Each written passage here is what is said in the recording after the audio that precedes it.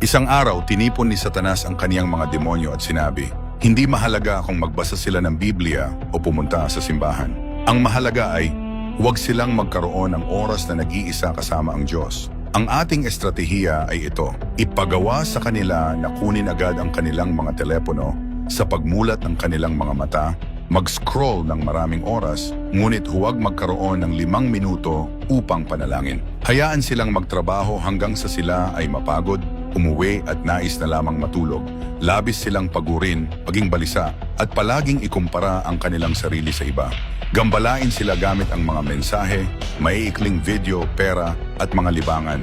Panatilihing abala sila, punuin ang kanilang isipan hanggang hindi na nila marinig ang tinig ng Diyos. Mga kapatid, nagtagumpay ba ang plano ni Satanas sa iyong buhay? Sinasabi ng Biblia, pasakop nga kayo sa Diyos, datapuat magsisalangsang kayo sa dyablo at tatakas siya sa inyo. Ngayon ang panahon upang bumalik sa Diyos. Kung nais mong unahin ang Diyos, mag-comment ng nais kong lumapit sa Diyos at ibahagi ang video na ito. Aanyayahan kitang sumali sa isang libreng online na pag-aaral ng Biblia.